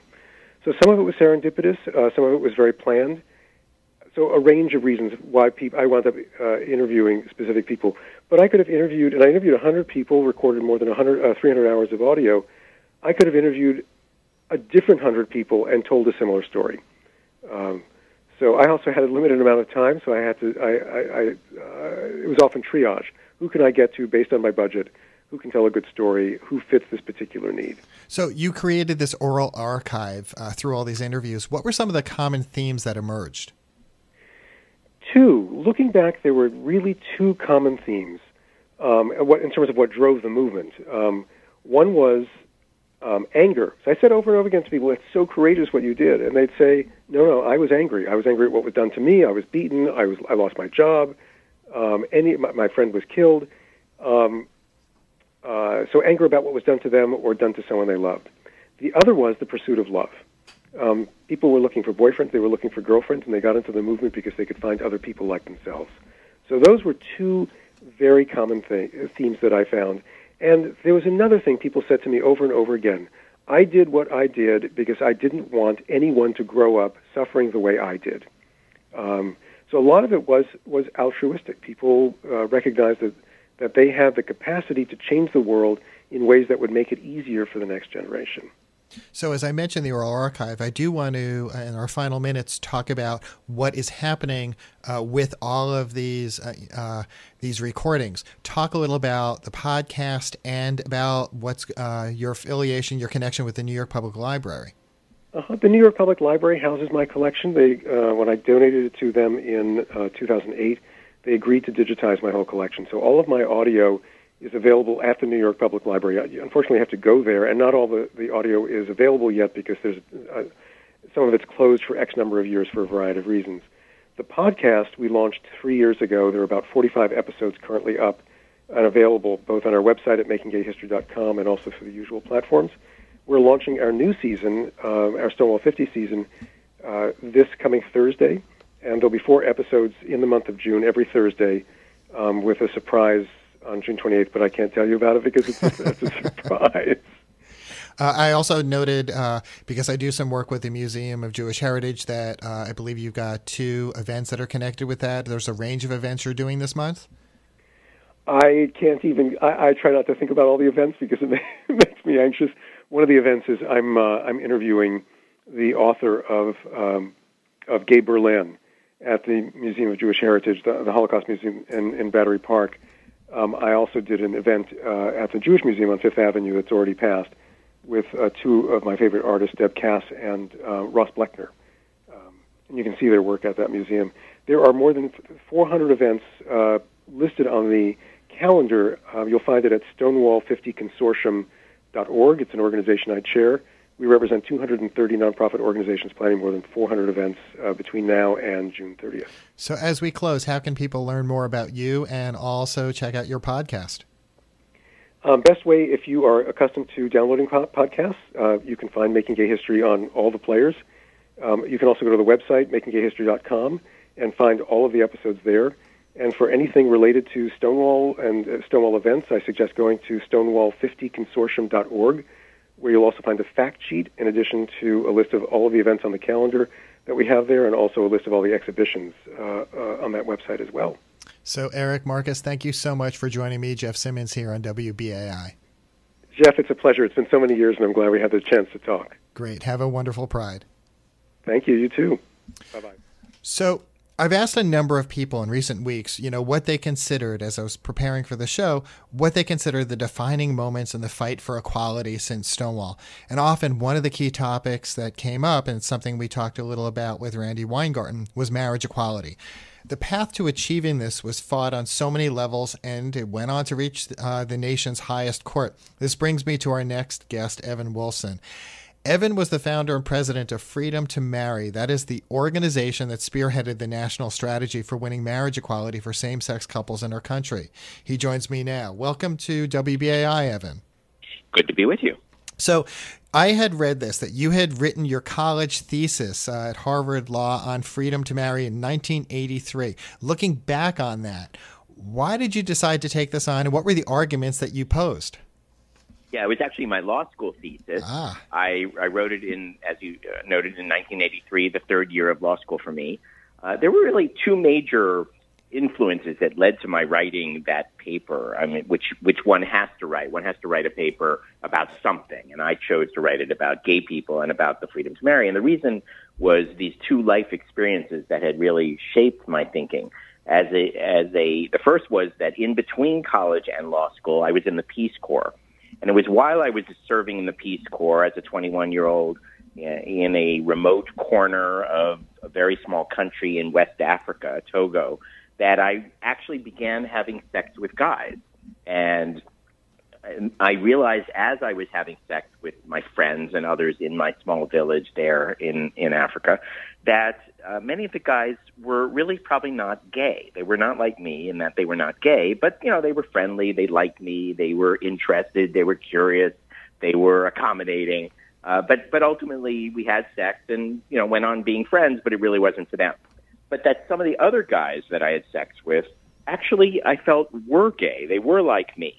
But unlike me, they lived in a country where the law and the culture and the experience and the choices available to them would not allow them to live a life as who they really were. In fact, they didn't even really have a language for it. And so that taught me a lesson as a 21-year-old that really shaped my thinking, and that was that who you are is profoundly shaped by the choices and even the language that your society offers you. And so I tucked that lesson away and finished my Peace Corps service and came into law school. And as I was a law student, now being much more open about who I was and beginning to build a life as a gay person, I read the book that changed my life. And that book was John Boswell's Christianity, Social Tolerance, and Homosexuality. And it was this epic, huge, groundbreaking, award-winning book in which in 16 languages he traced the history of Western civilization from biblical times through to the Renaissance in its treatment of gay people and homosexuality. And I have always been passionate about history, even as a young kid and to this day. So reading this history of, of homosexuality and of gay people shaped my thinking in a very profound way also, because the main takeaway I had from the book was that things had once been different. And if they had been different in how society viewed gay people and homosexuality, it could be different again. So now when it came time to write my paper, I took these two thoughts, these two insights that I had gotten as a young person and applied them to my own life. I knew I wanted to write this paper about how we could change things for gay people, how we could make things different in our society. And I asked myself, what's at the heart of the discrimination against gay people? And what I concluded was that it's who we love. So then I asked myself, well, what is the primary structure? What is the primary language in which our society and pretty much every other talks about, regulates, engages in thinking about love? And of course, that is marriage. And so I felt that by claiming the freedom to marry, we would be doing two things. Number one, we would be claiming something enormously important in its own right. Being able to marry or being denied the freedom to marry matters across virtually every area of life, from birth to death, with taxes in between. It affects so many choices, so many protections, so many engagements in life, how you relate to your loved ones, how you relate to your family, how you relate to your kids, how you relate to your parents, how you relate to your office, your coworkers, your employer, your society, your government. To be denied that is to be denied something really important. But I also believed that by claiming the freedom to marry, we would be seizing a language, a common language that would be an engine of transformation for non-gay people in their thinking about who gay people are. We would be claiming these values of love, commitment, family, inclusion, dignity, equality, in a way that they could relate to and connect with, and that would help them come to a different understanding of who gay people are, thereby not only allowing us to win marriage, but to transform our place in society. So what I concluded was that fighting for the freedom to marry was important because marriage was both a goal and a strategy. It was a way of changing things. And that's what led me to write that paper as a student. So you went on to found Freedom to Marry in 2003, and then it took a dozen years, to get up through the Supreme Court. What do you think swayed opinion during, what were the factors, especially when it came to public polls, when it went from a minuscule, I think it was about a quarter support, to more than about 63% by 2015? Right. Well, you said a dozen years. That was really only the period of time when I created this campaign, Agreed. Freedom to Marry, to focus the strategy and carry the battle. But of course, our movement had engaged in this struggle for much, much longer. In the immediate aftermath of Stonewall, which obviously we're celebrating this month, there were couples who went to court in cases all across the country, and they were seeking the freedom to marry. So gay people have always wanted the freedom to marry. And right after Stonewall in 1969, couples were in court. One of those cases even reached the United States Supreme Court in 1972, which, like all the other courts, rubber-stamped the discrimination, threw those couples out. The courts were not ready, and the country wasn't ready. There hadn't been enough conversation. But that first wave of litigation, which I was writing about when I wrote my paper 10 years later, set up a no that we did not have to take as the final answer. And so what happened over the next several decades, including my work on it for 32 years, was that our movement engaged in a conversation with millions and millions and millions and millions of people that changed hearts and minds. And that changing of hearts and minds, accompanied by work in the courts, work in the legislatures, and work ultimately at the ballot box, allowed us to transform the law as a product of transforming hearts and minds. And the key engine of change in that process, in that struggle, was conversation. Talking with non-gay people about who gay and eventually also who gay and trans people are and what our shared values are. These values of love, of family, of connection, of treating others as you'd want to be treated, the golden rule. That set of millions and millions of conversations created the context in which we could also deploy the other methodologies of change: litigation, legislation, public education, direct action, fundraising, electoral work. And as our movement got more engaged in working all these different methodologies, and as millions and tens of millions of gay and non-gay people came into the conversation, and as we were able to build a campaign, Freedom to Marry, that worked with key partner organizations like Lambda Legal and the ACLU and GLAAD in Massachusetts, Gay and Lesbian Advocates and Defenders, and National Center for Lesbian Rights, so that they could supply the legal piece and some of the public education work, and others at the state level could engage in lobbying and legislative work, and together we could drive a strategy that brought all of these pieces together in a sustained campaign to get the job done. That's how we were able to succeed and have this epic transformation in hearts and minds that set the stage for the massive transformation in law. Now, obviously, none of this means that we're done. The work of the Freedom to Marry campaign succeeded, and I closed Freedom to Marry down because we got what we brought to the table done. But the work of our movement, which I and I'm sure most of your listeners are part of as well, of course, is far from finished. And we need to continue harnessing the power of what we've won, including this marriage conversation, the visibility, the empathy, the shared values, the connection. We need to harness that to the ongoing work for gay people, for trans people, for bisexual people, and for non-gay people who are affected also by discrimination that excludes and divides people in our country. I think of the evolution of elected officials, sentiments on this, and I see then Vice President Biden's interview in 2012 when he said, the matter is simply about who you love. How monumental of a moment was that in this effort to gain the right to marry? Well, the vice president's support, building on the support of others who were kind of pushing and helping pave the way, including people like Speaker Pelosi, together with the President Obama, who was obviously in close conversation with the vice president and who together brought the administration to where it needed to be.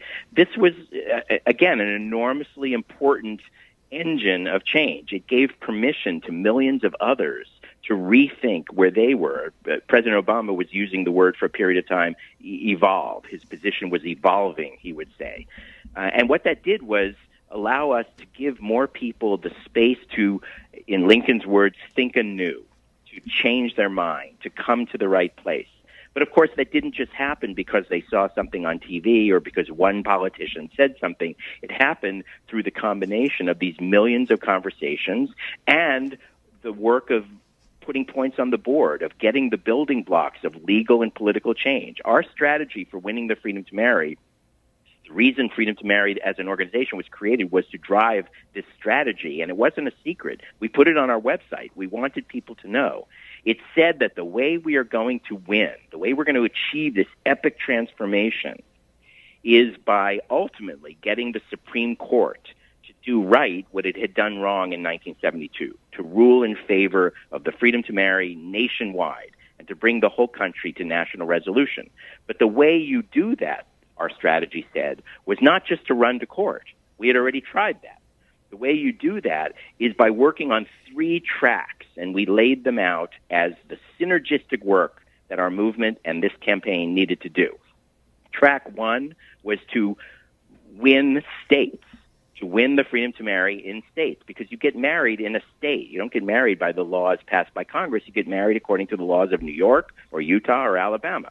So we needed to win states. When we started, we had 0. We needed a critical mass of states, and we set our mind to the state-by-state building block pieces of work that would allow us to achieve legal and political victories that would get some people married, that would thereby spark more conversation and show people that the sky didn't fall. Track 2 in the strategy, all of this was on our website, was to build not just a critical mass of states, but a critical mass of support. We needed to grow that public support, as you said, from 27% when I and my non-gay co-counsel, Dan Foley, did the first marriage case that actually won in Hawaii back in the 90s. We needed to grow from that 27% to a critical mass of support. We needed to build a majority and then strengthen that majority. Ultimately, as you said, we built that majority to 63% by the time we stood in front of the Supreme Court in 2015. So, Evan, go ahead with the track 3. I know we've got about 2 minutes left.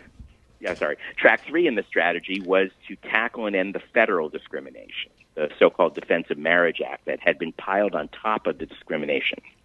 And by working in all 3 of these tracks synergistically, not sequentially, we worked on all of them, and when we got stuck on one, we could move to the other. When we built on one, we could come back and reinforce progress on the other.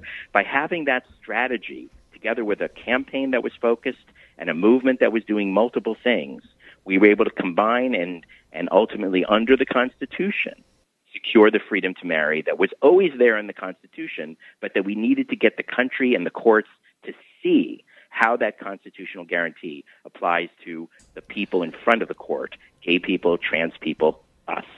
So, Evan, in our final minute, I'm really curious, given what we've been witnessing recently with a woman's right to choose and what's going on in a number of states, given our current administration and the composition of the Supreme Court, do you feel that marriage equality will be threatened? Do you feel that we're going to see the strides that have been achieved turned into setbacks, that the administration will focus on this to be able to reverse these?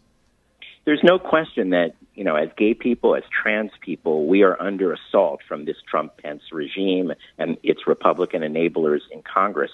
And we are, of course, one of many communities and one set of values among many that are under assault, whether it be immigrants or Muslims or Jews or people of color or women being denied access to health care and autonomy. We are all under assault because our country is so deeply not on track, is so deeply on the wrong track under this regime. And so the most important thing we need to do is reclaim that political power and throw these people out and get the right people in office to begin reinvigorating our democracy and restoring our commitment to our American values.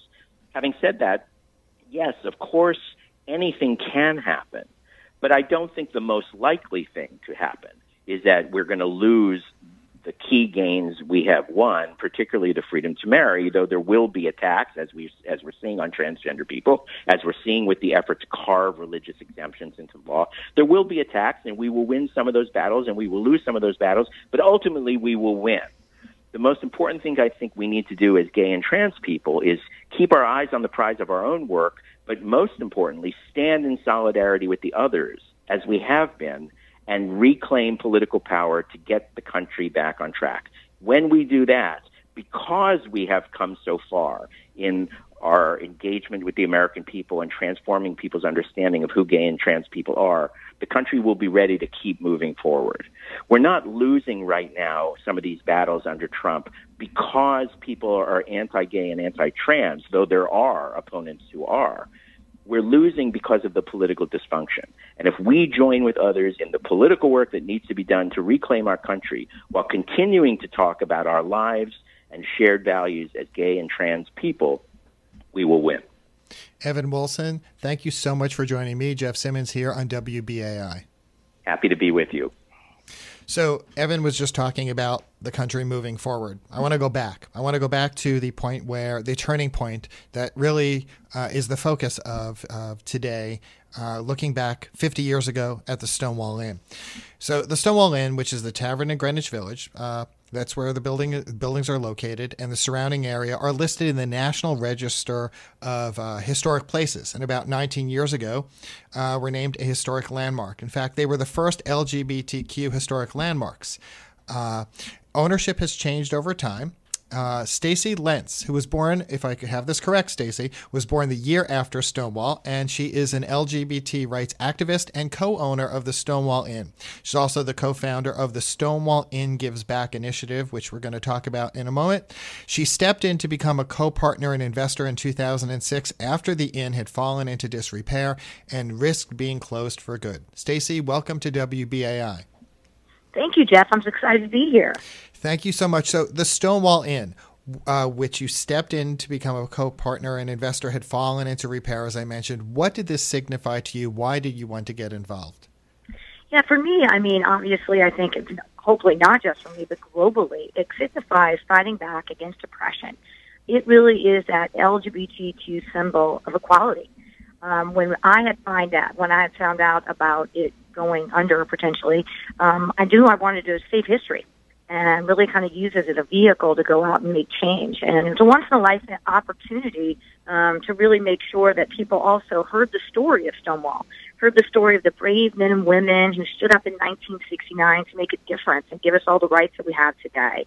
So there was no way my partners and I wanted it to turn into a Starbucks, which it could have. So we're really excited that we were able to step in and kind of put it back to its former glory and also keep it at the forefront of the gay rights struggle. We didn't want Stonewall just to be about its history. We wanted to keep it at the forefront for the fight for equality currently, like we're doing today. What does it mean to you when you see youth, I mean, obviously 21 and older in the city, youth come into the Stonewall Inn? Do they understand the significance? You know, I think they do now. I think that was one of our main goals over the past 12 years, was really trying to educate a younger generation about exactly what happened there. I think a lot of them didn't understand the significance and the sacrifice of their LGBTQ elders and what they went through so they could have the rights that they have today, and probably just some of them take for granted. So one of our main focuses was really educating a younger generation. We'll bring in schools from NYU, from Penn State, college kids like that we have come into the bar where we sit and have one of our bartenders who was around during that time period sit and educate them and tell them stories. Obviously, we don't serve them alcohol. They just get soda and water. But it's a way for us to really explain the story of Stonewall and make sure that they do get the significance when they walk in the door. So you're listening to WBAI. I'm Jeff Simmons. We are also streaming at WBAI.org. We're talking with Stacy Lentz from the Stonewall Inn. Talk to me a little about the creation of the Stonewall Inn Gives Back initiative, when it was founded, what its purpose is. Sure. Yeah, so we founded this really in 2017. We decided after, again, of 12 years of hosting, tons of fundraisers, tons of charity events for everyone from the Human Rights Campaign to GLAAD to the Hedrick Martin Institute, all kinds of LGBTQ organizations that do incredible work, that we really kind of wanted to formalize the process and start our own. Really twofold was to keep the legacy of Stonewall alive and make sure that we could do our own programming from a historical standpoint. But also we saw a need and a niche to go into places where equality has been slow to arrive. Places like Mississippi, places like Kansas, places like Tennessee, places like Puerto Rico, primarily in some of those 28 states where you can still be fired for being LGBTQ. We understood that we had a responsibility, being innkeepers of history, to make sure that we're giving back to the community, and especially in communities where, it's not so easy to be LGBTQ, not just because of the laws are against you, but because you face daily discrimination, and social stigma is a lot more, at a higher rate, a lot more consequential than living in New York or LA or San Francisco, where, it's pretty easy to be gay. It's interesting as we're talking about this, I think of my own coming out process, and also the fact that living here in New York City, I concede that I at one point felt I just lived in a bubble. I enjoy a lot of these freedoms. And, what's the message, when you're supporting other organizations across the country, what's the message you want to get out, particularly to youth in those areas? We want to get out to them that they're not isolated, that they're not alone. For example, one of the things that we've done is help throw the first ever Southeast Kansas Pride in Independence, Kansas, which is predominantly a rural area, but believe it or not, has a large LGBTQ population. And to make sure that they understand that visibility can actually save lives. So to make sure that when they see their state-by-state legislators voting all these crazy religious freedom laws that can pass, voting against them all the time, that we're here for them. They have the support, not just of Stonewall Inn and Stonewall in general, but the LGBTQ community living in these cities, because predominantly we're fundraising in New York, San Francisco, and LA, and giving back across to those places across the country that don't have those same access to funds, awareness programs, or support. So we just want them to know that we support them, and that their visibility is important, and also maybe even educate, not to get too political, but make sure that their allies know when they go and they vote largely Republican or in a conservative manner, that they're voting against their brothers, sisters, daughters, and people that are residing in those small towns and those small communities across the country, and that votes has consequences, and you have to make a difference there. It's interesting because I said that I live in a bubble, but at the same time, we do have in New York City, we do witness increases of or an increase of hate crimes and violence. I mean, I even think of what just took place on the cusp of World Pride Month up in Harlem, where the pride flags were burned. What climate do you feel we are living in, looking 50 years after Stonewall? Is there reason still to be concerned?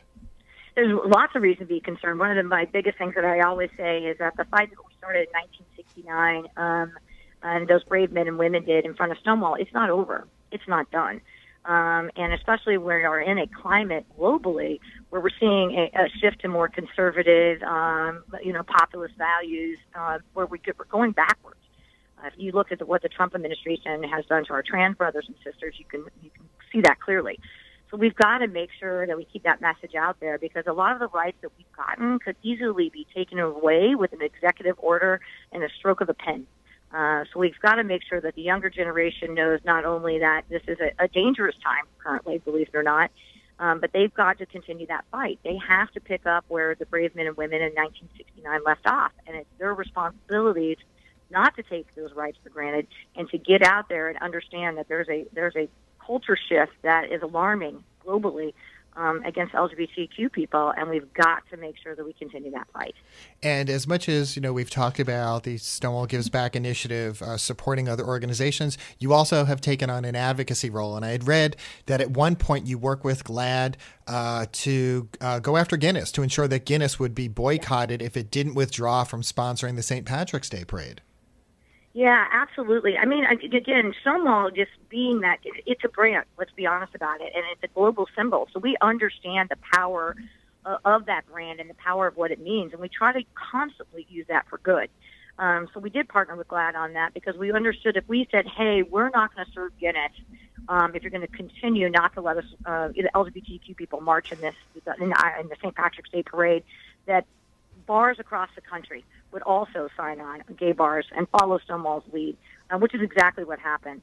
I think as a community overall, we understand pink dollars.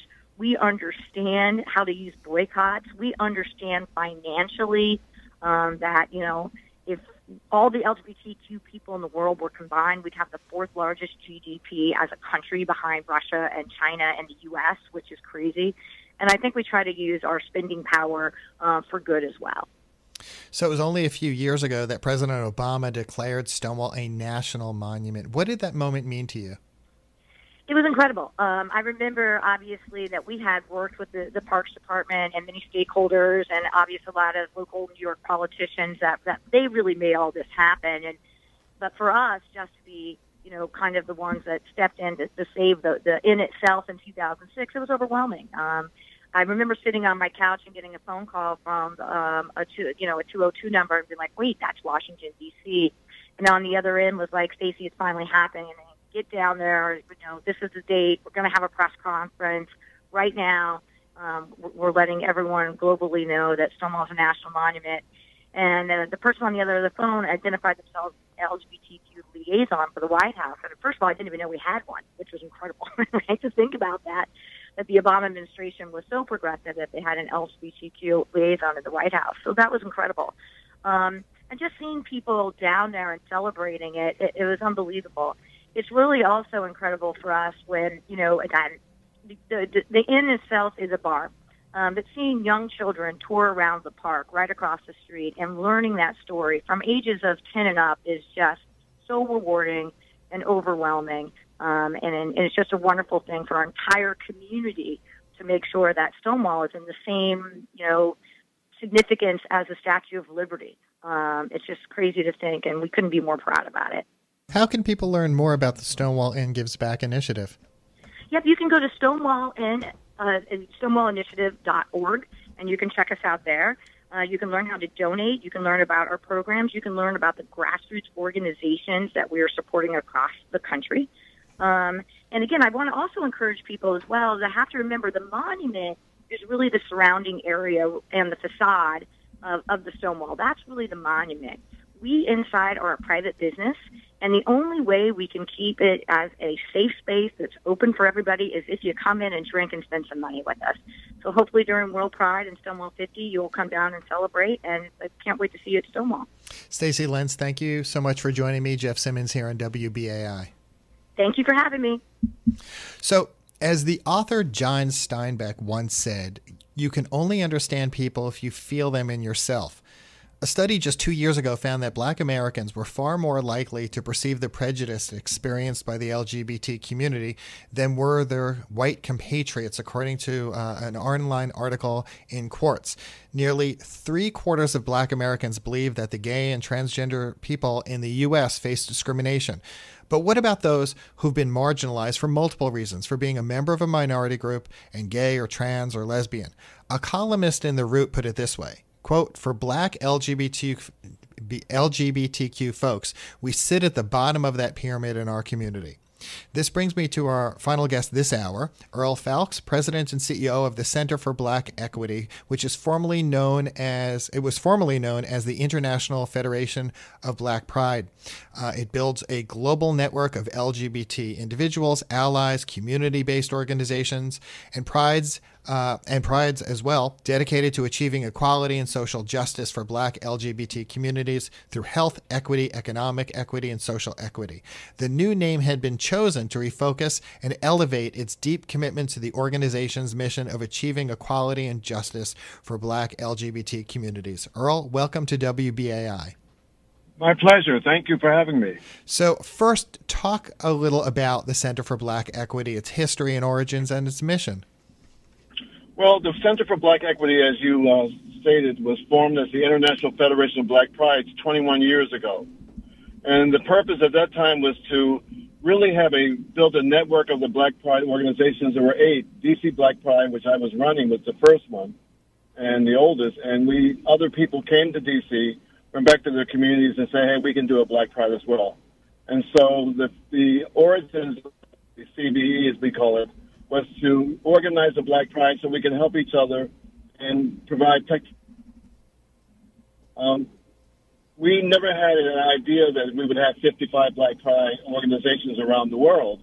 And so as a result, in 2012, we decided to broaden our scope to not have just Black Prides, but also include other indigenous community-based organizations and other networks of Black LGBTQ people around the world, and to focus not just on building up Black Pride, but also of helping provide communities to build their own communities to look like and to meet the needs that are prevalent in those communities. Not all communities are alike. We're not monolithic, and one model doesn't necessarily fit all.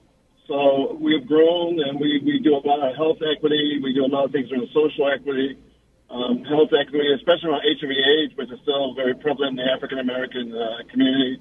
We work around women's cancer issues and transgender health issues, which are also really being ignored in our community. And so by focusing on these, we hopefully raise the visibility of these issues so that people can get the help they need to have whole and full lives. So how have homophobia and transphobia in ethnic minority communities evolved? Or is it as pervasive as it was decades ago? No, there's improvement. There's definitely improvement. The improvement is really that we're raising visibility in our community, and by doing so, people actually, a lot of the prejudice comes from the lack of information and ignorance. People don't know a whole lot. They don't think they know many transgender individuals, and therefore they have a lot of ignorance towards how they live and what their needs are and their role in the community. And I think the CBE and other like-minded organizations have been raising the visibility and trying to create safe spaces for our transgender brothers and sisters and the LGBTQ community as a whole. Talk to me about your own social consciousness, your coming out process.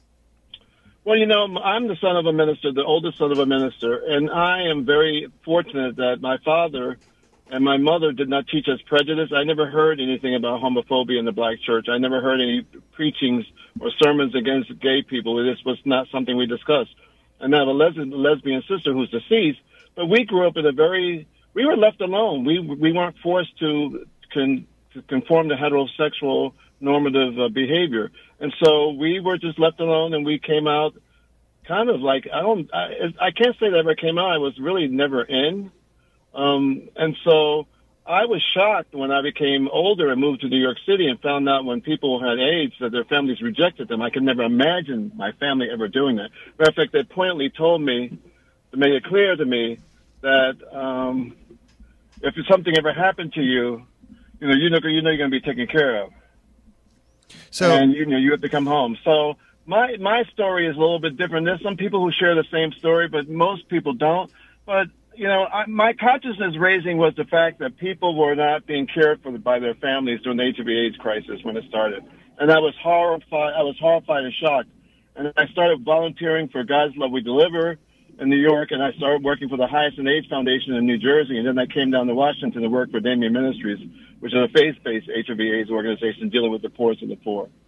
So, and as a result of doing HIV/AIDS work, I saw the unfairness that LGBT people were being treated by their families and by society as a whole, and I started blending into a little bit more politics and also doing more social justice work.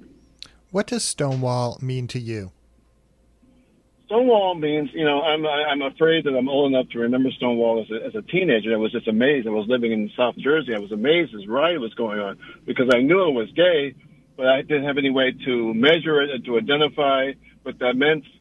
And I can say that Stonewall meant awareness. It meant to me awareness.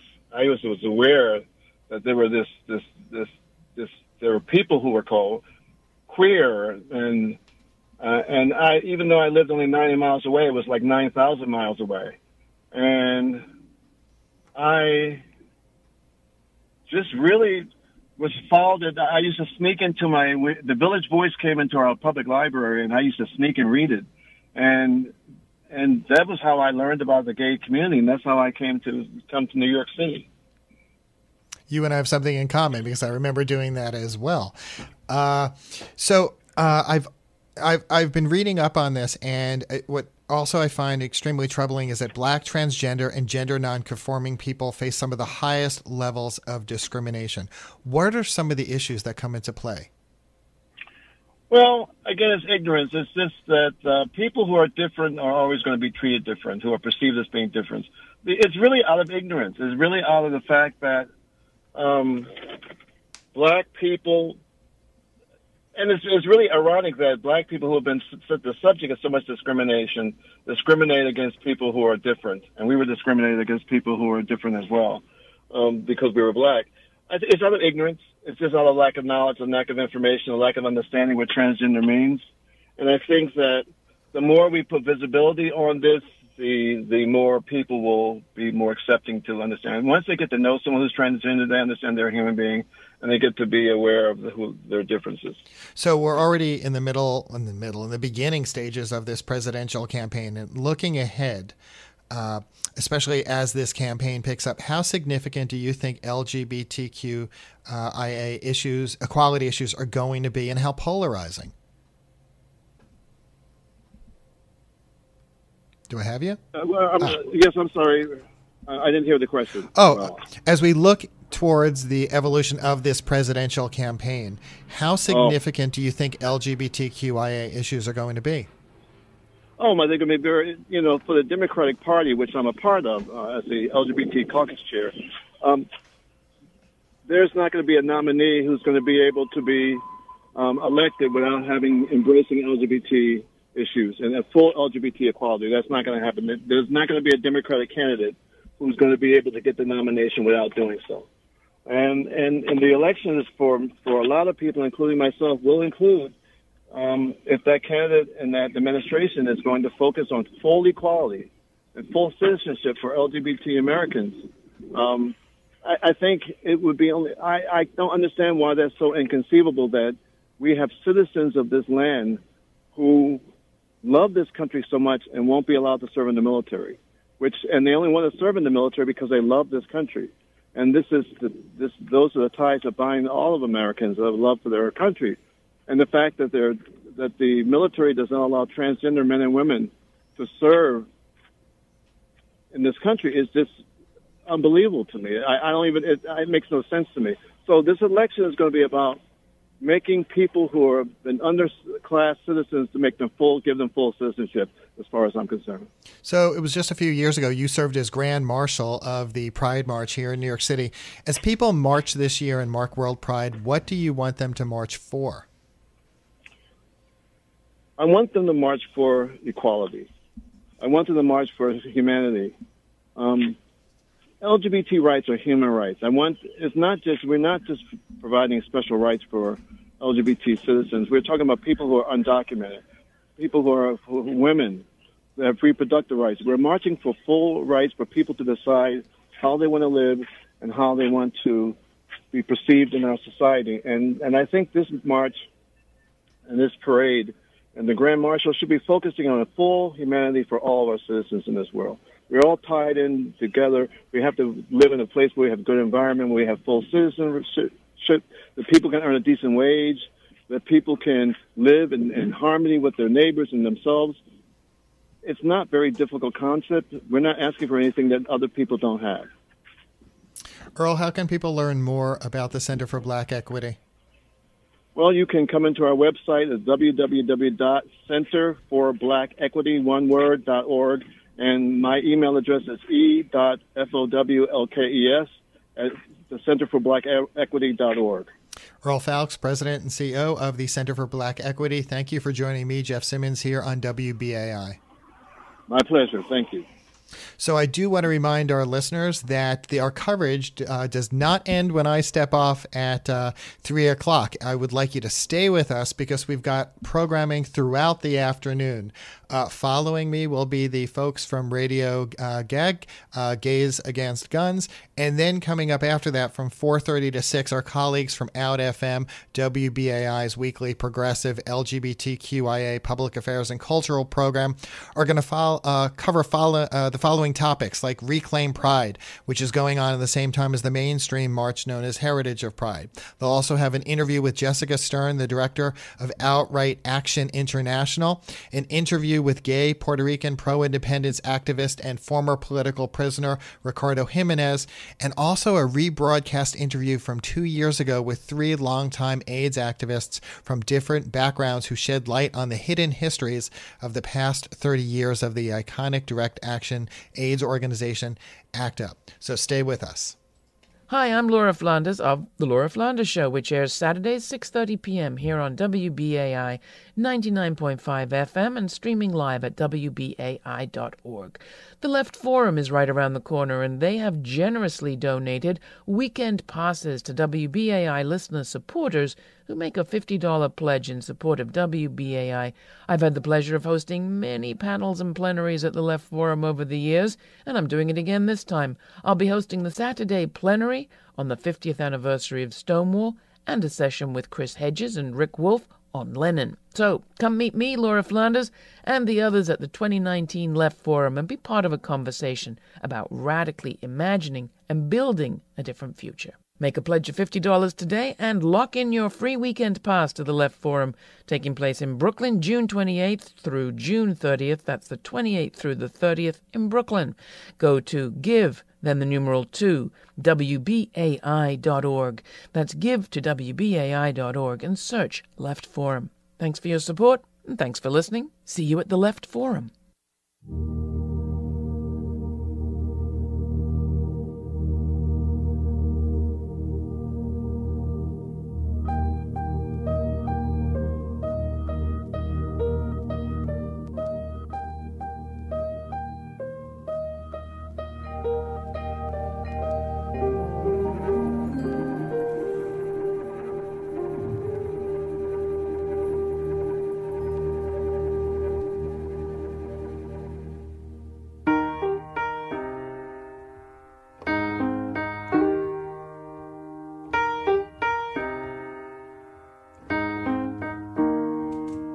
When I was in the 3rd grade, I thought that I was gay, cause I could draw. My uncle was, and I kept my room straight. I told my mom, tears rushing down my face. She's like, Ben, you've loved girls since before pre-K. Tripping.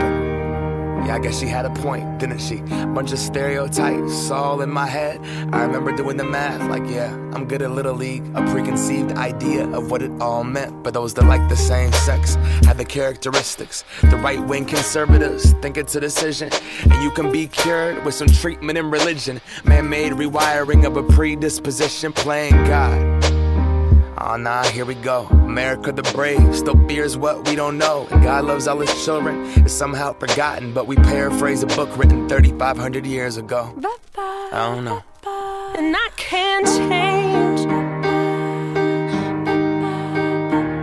even if I tried, even if I wanted to. And I can't change, even if I tried, even if I wanted to. My love, she keeps me warm. She keeps me warm. She keeps me warm. She keeps me warm. If I was gay, I would think hip-hop hates me. Have you read the YouTube comments lately? Man, that's gay, gets dropped on the daily. We become so numb to what we're saying. A culture founded from oppression. Yeah, we don't have acceptance for 'em. Call each other faggots behind the keys of a message board. A word rooted in hate, yet our genre still ignores it. Gay is synonymous with the lesser.